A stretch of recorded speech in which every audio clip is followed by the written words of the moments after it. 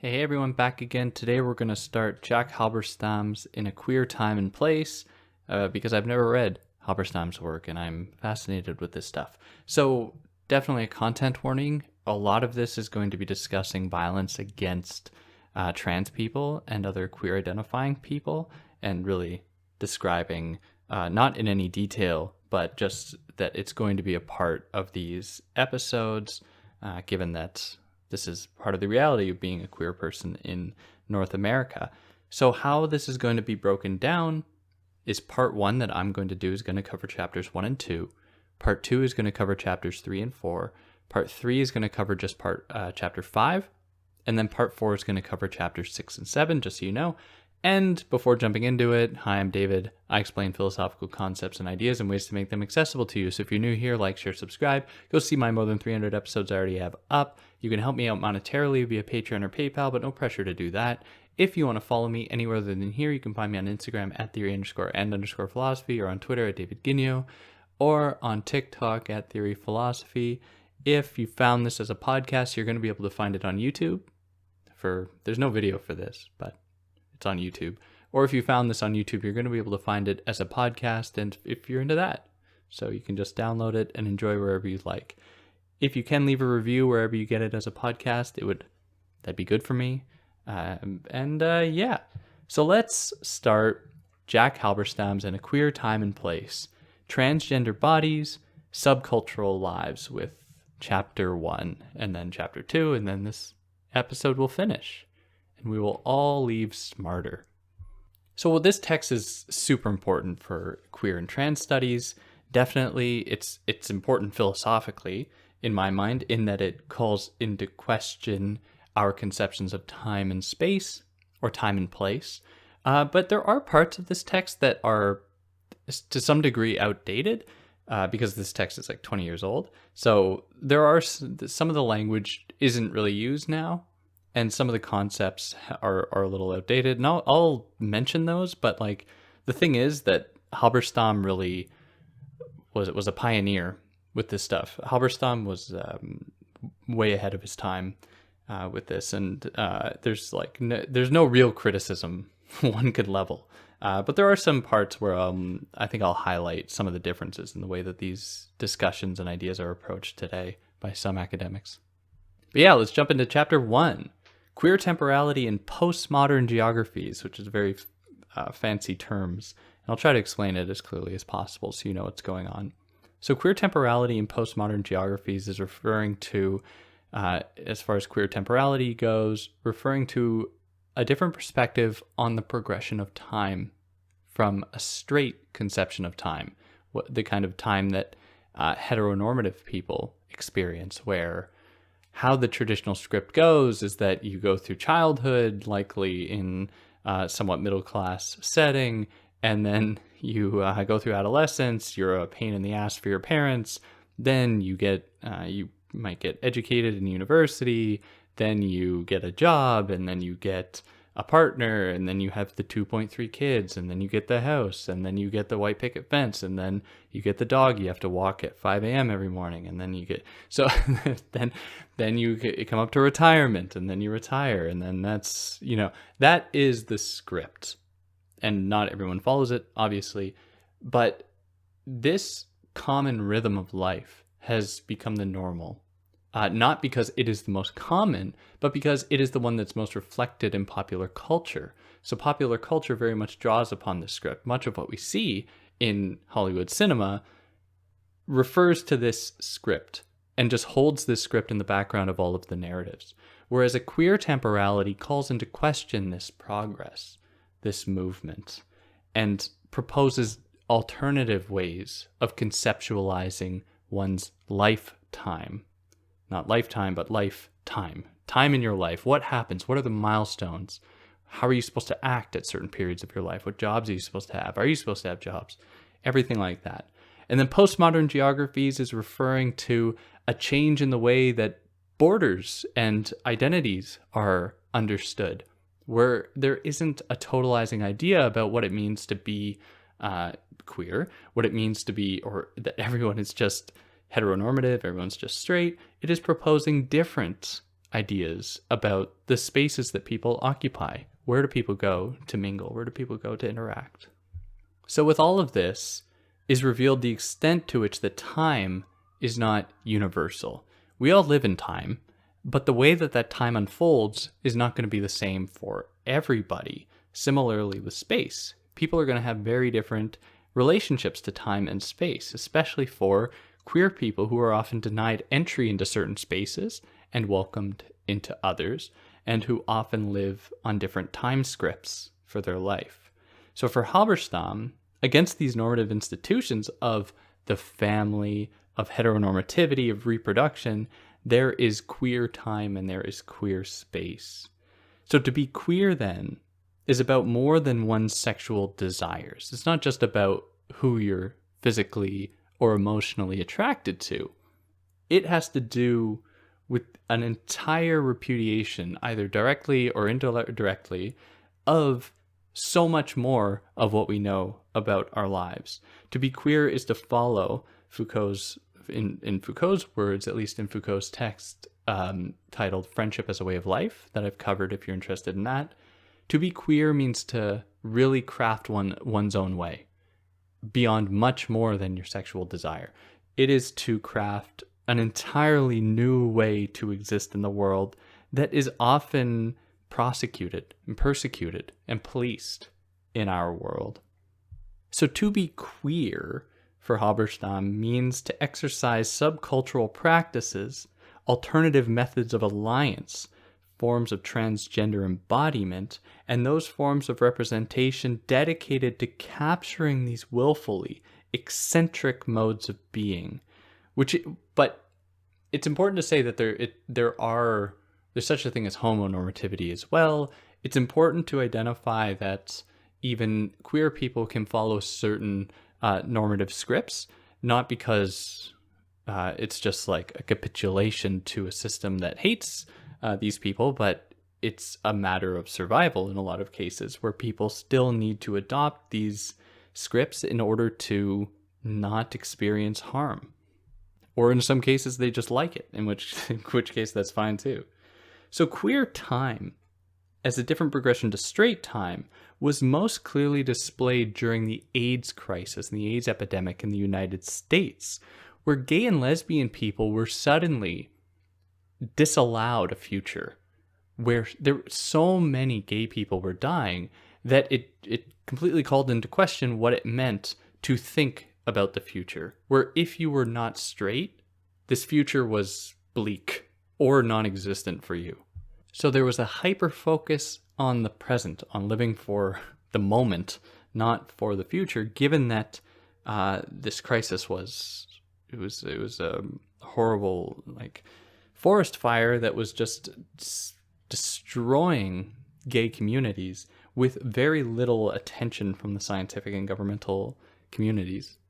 Now, in the absence of these possible futures, this fear that you might not have a future, queer subcultures emerged as a way to envision new futures that didn't necessarily abide by standard scripts. However, we must be careful here, not to homogenize all of these subcultures or this experience of queer time.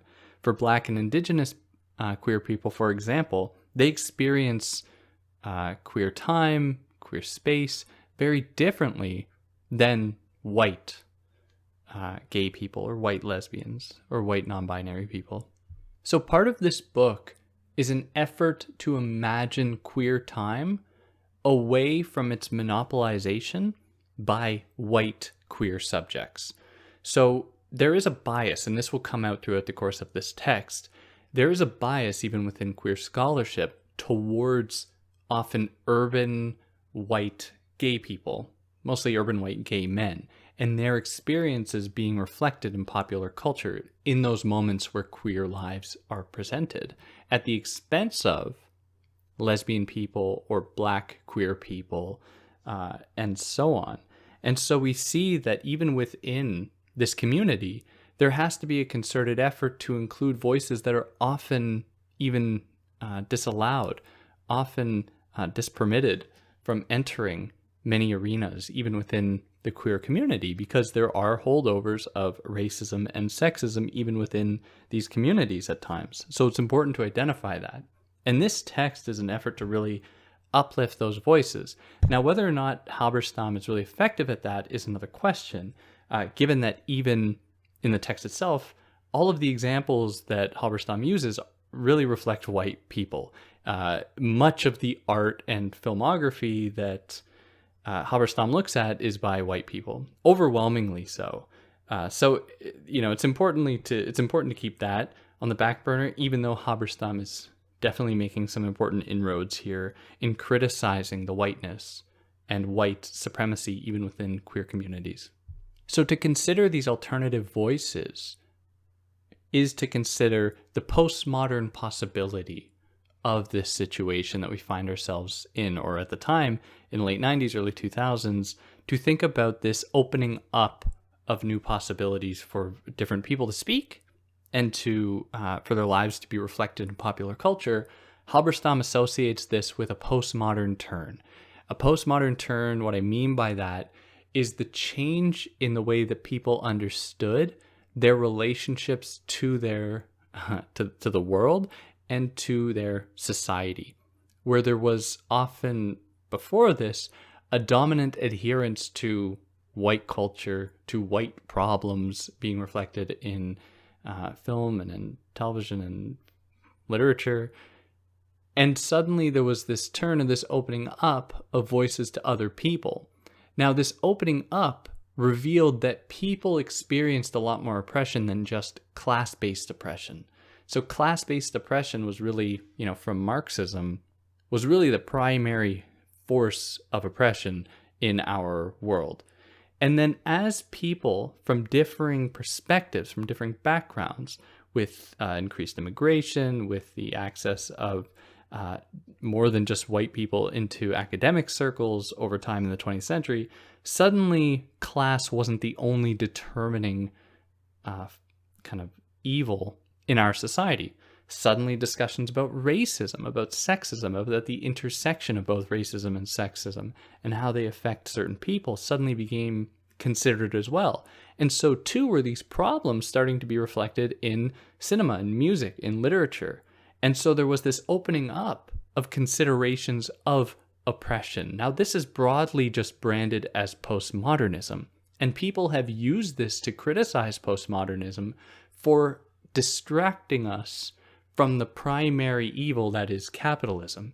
So there are thinkers like Frederick Jameson, who in his text, The Cultural Logic of Postmodernism, essentially makes this point that these concerns about racial representation in film and television, about considerations of racism, of sexism, these are cultural concerns that are produced by the more tangible, real economic concerns, that is capitalism's exploitation.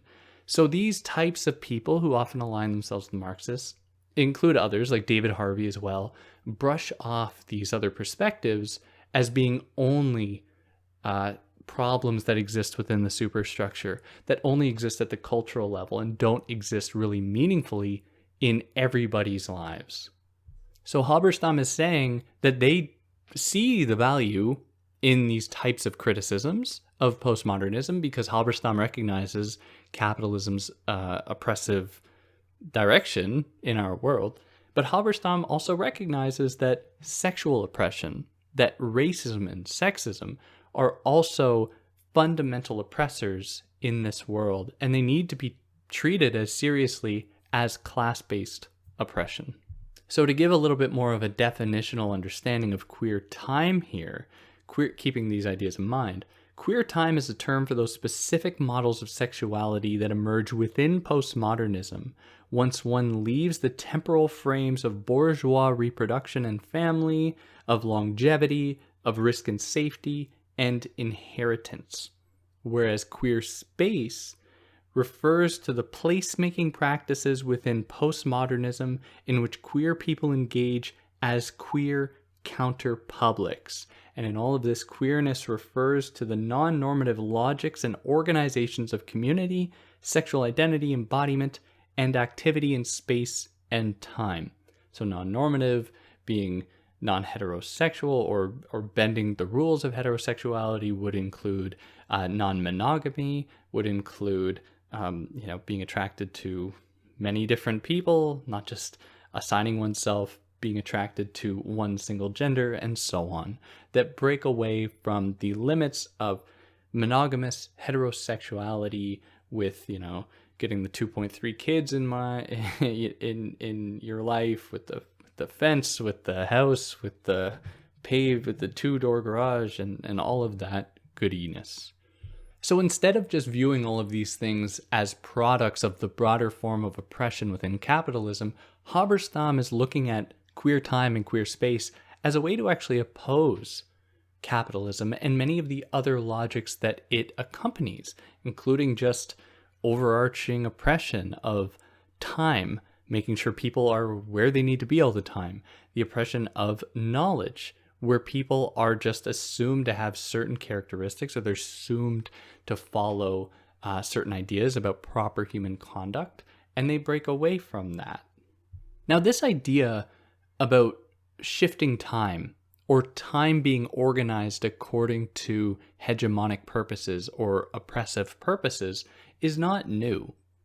Halberstam is not offering a new thesis here. Even among those Marxists like David Harvey or Frederick Jameson, they acknowledge that capitalism does this in itself. It creates these rhythms of life that people are expected to adopt and adhere to, where you must wake up at this hour for your alarm clock, to sit in traffic for an hour, to go to work for 9 hours, to sit in traffic for an hour, go home for 2 hours to shower and eat, and then go to bed and do it all again.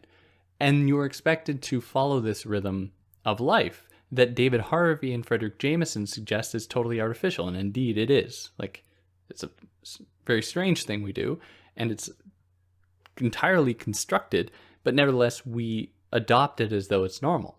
So this idea about time being alterable, changeable, is not reserved for queer studies at all. However, these thinkers only reduce time's construction to the forces of capitalism, where they don't consider the other factors here, like sexism, where there's this expectation that women are supposed to give birth like in their early 20s, like this is their prime, this expectation on them, which doesn't necessarily go down capitalistic lines, even though you can draw lines of affiliation between capitalism's interests and the oppression of women in this sense, of course. But it also reflects a sexist desire to maintain control over women's bodies and their identities, reducing them to the status as only mothers, that they are just baby makers. And so without considering this, Harvey and Jameson offer an interesting thesis about capitalism's effects on our lives, on our day-to-day lives. But without considering these other things, they largely normalize this experience, and they try to universalize it when actually there are all these other things going on. So these Marxists really ignore the local, specific experiences of people in favor of the global, and they refuse to engage with bodies, with people, their desires, with spaces at the local level, because they just brush it off. They're like, that's not important. We got to think about the big picture here. That is capitalist exploitation, which is very reductive and doesn't really get at the heart of all of these other factors, all of these other forces.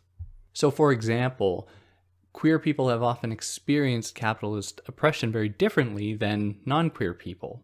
So like in the 1980s, New York went through, or 70s and 80s, New York City went through massive transformations as with industrialization kind of winding down, with offshoring, with really resonating with Thatcherism, this sudden shift in the way that markets were organized, where much production started to be sent to or acquired from other countries overseas where cheap labor could be acquired.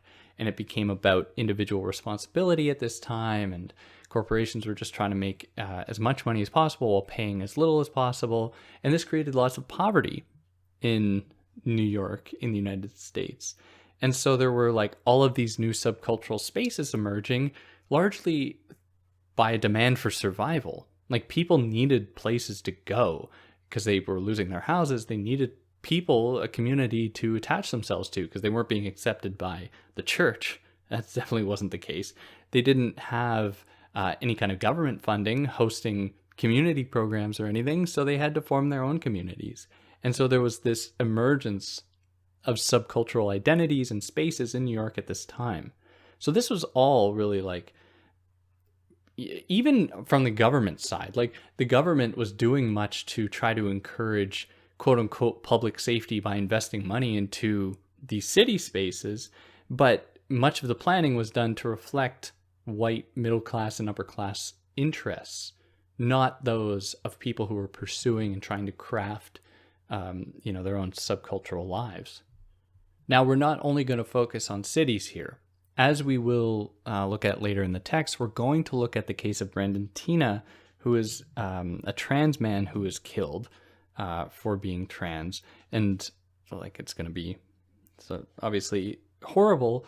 But in looking at this, Halberstam pays attention to the ways in which there are queer communities even in rural settings, and their experiences are often erased in favor of urban queer people's experiences.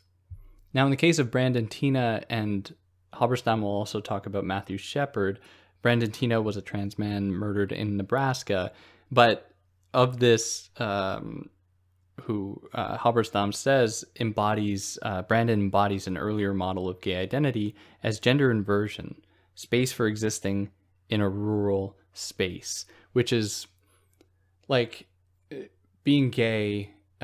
Brandon wasn't gay as far as we know, that is recorded. Brandon was attracted to cis women, so heterosexual in that sense. But being a trans man definitely doesn't belong to the heteronormative framework in the way that he experienced such unimaginable violence in his life. So this experience pulling him apart from just the heteronormative experience of cis men. They don't have to deal with this extra layer of oppression and violence that Brandon did. So this language is, it is what it is. However, Halberstam is also critical of why this case, in the case of Brandon Teena and also of Matthew Shepard, and again, we're not there yet, we're going to talk about it more as we go on, but Halberstam is also skeptical or maybe suspicious of the attention that these two people received. And it's really because, or Halberstam hints that it's because they were white in these settings. Would a black trans man have received as much attention? Likely not. So throughout the course of this text, and this is really one of the really genius parts of this text, is that Halberstam is always kind of sitting on a fence, very deliberately, because Halberstam is always prepared to criticize the thing that he celebrates. So he celebrates queer subcultures, but then criticizes them for being racist and being sexist, clearly. Also criticizing or celebrating the lives of Brandon and Matthew, but also being critical of the overt attention that they received or identifying these other interests. So he's also critical of even the flexibility and ambiguity assumed by many queer subcultural spaces and times, because they often adhere to, or they are mirroring, the logics of late capitalism that itself always wants to twist and bend. So Halberstam is aware that there might be this mirroring going on here, this copying of these oppressive institutions and many of their logics within these queer subcultures. So Halberstam is always maintaining a critical eye, always being on edge, which is, I think, important and very informative, as to avoid having these new communities just replicating the oppressive ones that they are largely a response to. They were often created to get away from that type of oppression, and it's messed up if they just replicate that oppression. So gender is easily commodifiable. There's no denying that. And it is something that has been co-opted by corporations in order to sell products, which have been acquired through cheap labor overseas. And we see how this piggybacking on gender identity and an emerging understanding about gender is used to encourage further capitalist exploitation. Now, at the same time, Halberstam isn't ready to repudiate gender and to say like, oh, it's just commodifiable by capitalist interests, therefore we have to try to get beyond gender in a kind of gender critical way. To say that, oh, I'm not interested in gender identity, I'm just interested in whoever I'm interested in, gender's just a construct, we should just be focused on our attraction to people. Halberstam isn't convinced because like many people don't choose their identities in most cases, if not all cases, and you can't just renounce your identity. And this idea largely is motivated by just how normative heterosexual identity is, in that these types of discussions never emerge when it is about straight people. To say that, oh, I'm not interested in, anyone's gender, I'm just interested in whoever I'm interested in. This conversation only seems to emerge at a time in which queer identities have risen in prominence, or at least in the public eye, which raises some suspicion for me. Like, okay, why is it only a concern now? This gender criticality, being critical of gender, unless, of course, it is really a reaction to all of these emerging genders, and it's a way to oppose those emerging genders. And by emerging, I mean emerging in the public eye. Like, they were always there, of course, but really becoming more prominent in the public eye. So Halberstam doesn't want to repudiate identity politics, because identity and identity politics are often ways of forging communities and community bonds in a world hostile to those identities and those communities. So the point of this book is to move beyond queer communities' claims to uniqueness or unilateral oppression, and beyond the binary division of flexibility or rigidity. In the case of transgenderism, in Halberstam's words, it is about seeing it as both a promise for gender liberation and possibly the sign of reincorporation of a radical subculture back into the flexible economy of postmodern culture. So what we hear here is that what we hear in these words for Halberstam, or from Halberstam, is both that suspicious eye and an optimistic one, but maintaining that tension. And that puts us here into chapter 2, titled The Brandon Archive. And really, this is the first of many examples in this text of Halberstam committing to or contributing to a queer archive. So an effort to accumulate the stories of and stories by queer people, so that there is some kind of record and an understanding of these communities, so they don't just disappear to the sands of time. So they do get maintained. So to engage here with the memories of Brandon Tina as an archive means to open an engagement with the material and phantasmatic investments in the figure who stands enigmatically for a generation or community of the lost. So here, by looking at the case of Brandon Tina, who was a trans man who was murdered in Nebraska, means using this person as a way to understand a community that they were a part of, beyond just understanding their lives. So, like I said, we're going to be talking about violence here in no great detail. If you do want to know the details, you can look it up if you were so compelled. But just so you know, we will be talking about violence. So when Brandon Tina was murdered, fighting ensued between trans and lesbian and gay communities over who was supposed to be the most affected by this horrible crime. There was almost an oppression Olympics occurring as to who could lay claim to Brandon's memory and who could use Brandon in their community's archive, like as a symbolic addition to that community's experience. So what happened was Brandon and his two friends, who one of which was one of his was a woman as a friend, or a girl, her age I'm not sure, I should know. And he also had a black friend who happen to also be disabled. And these two people often get erased in the narrative. And Halberstam will really call attention to this because one of them being a disabled black man it's very curious that he didn't get as much attention as Brandon, even though it's obviously horrible as well. So their murder sparked the creation of an archive that catalogs a set of comforting fictions about queer life in small town America. So they're in Nebraska, like flyover state, right? Who goes to Nebraska? Like there's nobody there. I'm sorry, I've never been to Nebraska. Maybe I shouldn't insult Nebraska. I've never even been there. I'm sure it's amazing.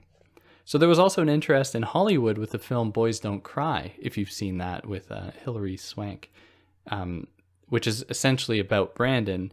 And there was also a documentary about his life. And then there are so many other things, news reports, news segments about it, books, zines, like so much has sprung up to understand Brandon's life and death. Now, in both of these cases, both the film Boys Don't Cry and the documentary film about the life of Brandon Teena, both of them reduce this Brandon's experience and Brandon's death as just a case of rural homophobia. It essentially goes that people living in rural America are like uneducated, xenophobic, they just hate gay people, and we can just wipe our hands of this issue because we know that that's what had happened here. It was just a case of homophobic violence or anti-queer violence propagated by some, uneducated country folk against these people. When Halberstam is like, no, that's really messed up because it doesn't, there are so many queer communities in rural circles that live just fine in their communities and actually have good bonds with their communities or like the broader normative communities, and there's no issue. There's a lot more going on here. And even this desire to just write off this experience as an example of, or these horrible events as examples of country violence against non-straight people reduces the issue just grossly. So Halberstam really wants to go beyond all of this and beyond the proclamations by some gay and lesbian circles about the significance of the event for them. Like, is this something that the gay community has to attach themselves to? Is it something the trans community has to lay claim to? Halberstam isn't interested in settling those debates. Halberstam just doesn't seem too interested in those debates at all, or those discussions at all. Instead, Halberstam wants to really consider the significance of a trans man existing in such a setting and courting and being attracted to and having many cis women partners. So this is something that completely called into question the foundations of masculinity upon which much of rural America is based.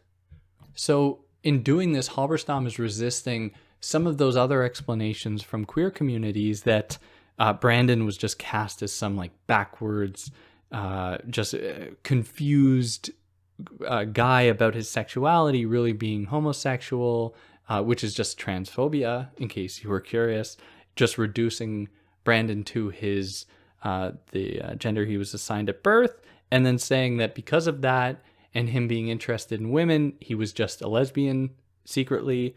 And this is really something that comes up in the film Boys Don't Cry, but we're going to talk about that in the next chapter. For now, Halberstam just wants to problematize all of these readings. They're all transphobic. They're just completely erasing Brandon's identity as a man, and that just being the end of the equation. So additionally, Halberstam adds that Brandon also serves as a marker for a particular set of late 20th century cultural anxieties about place, space, locality, and metropolitanism. So in the case of the Brandon Teena story, which is the documentary about Brandon's life, it depicts Nebraska and its people as desolate, as empty, as uninteresting. The film then works to confirm the superiority of urban queer identities and people who live in the cities as being more intelligent. They contrast the two. People in cities being more welcoming, being more understanding, whereas people in the country are just unwelcoming, I needed a thesaurus today. They just are not welcoming people. So the film then also suggests that this is all taken as evidence of Brandon's ignorance, if only essentially victim blaming, where the documentary goes like, how could Brandon have lived here with all of these country folk? Essentially making it is his own fault for being murdered, saying like, oh, he should have just left and gone to the city like all the other queer folk.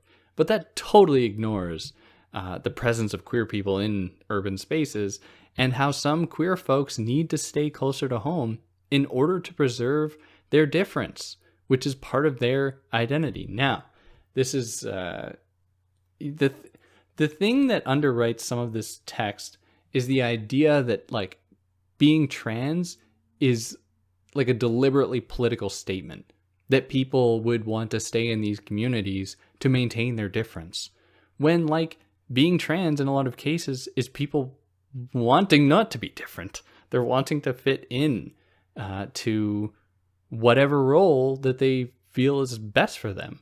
Like in the case of a trans man just wanting to be a man. And we can't leave it at that for some reason. We always have to mark it as being different than, when ideally it would just be an acknowledgement of this identity and nothing more than that. But in any case, there's so many reasons why queer people don't just leave their rural settings. I guess where their family is, they might have friends there. There might be a great queer community, and that's just the way it is, and that's great. So Brandon, his masculine identity very much resonated with masculine identity in that place in rural Nebraska. So it just it made sense. Now, according to Halberstam, Brandon could then be read as confirming and challenging such rural masculinity, which needs some unpacking, because the assumption being that Brandon is almost failing to pass as a man. And this is always on the back burner here. And it requires some interrogating, in that there is this assumption that being trans means that you're just always going to be seen as this aberration, when there are trans people who pass really well, which opens up a whole set of other considerations, what it means to pass. Passing means adhering to what kind of masculine, in the case of a trans man, masculine identity, which opens up a whole other set of issues. But in any case, there's this assumption here that Brandon was not passing. And so therefore, Halberstam says Brandon was then challenging this masculinity, because people could tell that Brandon was not a cis man, or was believed to be homosexual, but was attracted to women and was quite successful at gaining the attraction of women as well. So all of these men were in Brandon's vicinity was they're why does this person get all the women when us real men don't get all the women? Which is how Halberstam is framing this situation, or what was going on there. Now, in all of this as well, Halberstam identifies that one of Brandon's murderers, and murderer of two of Brandon's friends as well, one of them was a white supremacist. And we're going to talk about this more later, but this part of the murderer's life was just totally erased and totally ignored, which is super interesting, in that there's an olive branch extended to the perpetrators, where they are humanized, while Brandon is dehumanized, treated as an aberration, treated as in need of medical attention, whereas being a white supremacist is very much normal in the American cultural imagination. And this just really should encourage us to ask, okay, the murder of Brandon's friend Philip, who is the disabled black man, if a white supremacist was responsible here, clearly we have to consider this, but Philip's memory was never really considered in great detail. So when this event happened, Halberstam too quickly blamed, like everyone else, rural spaces for contributing to it. After being called out on stage, and Halberstam reflects on an experience giving some talk at somewhere, that someone called Halberstam out on it and was you can't just broad stroke rural communities as all being backwards and unwelcoming. So this encouraged Jack to reflect on his bias. So we often have a rosy image of urban life for queer people, but it is a very hostile space, especially for queer people of color. Like, it's not always nice for these communities. Now, to actually engage with this event means to engage with the archive of facts, testimonies, depictions of Brandon, his friends, his killers, his family, his girlfriends, his town, etc. It means acquiring as broad a picture as possible from as many different perspectives as possible to best understand the situation. And this archive reveals how little we know about the forms taken by queer life outside of metropolitan areas. Like, what does queer rural life look like? And I know that some people who've studied this, and it's super interesting, like the types of communities that people forge in rural settings that is often just ignored in favor of urban ones. Queer studies has often ignored this in favor of urban queer experiences. So Halberstam suggests that such an archive might reveal points of contact in violent treatment of gender nonconforming people and people of color in rural America. So this is what's called metronormativity, this treating urban experiences from metropolitan places as being the only experience, universalizing those experiences as the experiences of all queer people. So it's universalized to such an extent that it makes urban spaces seem like magically more welcoming than others, when that isn't it really isn't the case. And it depends upon almost a willing ignorance or refusal to acknowledge and engage with the experiences of people in urban or in rural settings. So for example, there's a film titled Farm Boys that looks at the experiences of many gay identifying people in rural settings, farm boys. And they describe how their homosexual identities were very different from the homosexual identities of urban people, where some thought that urban gay men were too effeminate. So there was entirely different ideas about masculinity among rural queer, or in this case, gay people.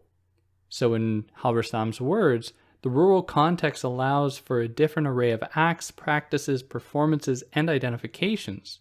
Something lost that when we only focus on urban places and people. And yeah, that's going to put us here into chapter 3, which we'll pick up with next time, where we're going to go into more detail about Brandon Tina's murder and the murder of his two friends, going through the different perspectives from the film Boys Don't Cry, and looking at mostly the film Boys Don't Cry, and really the problem with the representation of Brandon and Brandon's life in that film. But yeah, I hope that this has been informative. If you like what I did, you can like, share, subscribe, leave a good review, and catch you next Saturday. Or maybe before then, I'll pop in with something sometime midweek. We'll see. I don't have much time these days, but I'll try. And yeah, on that note, take care.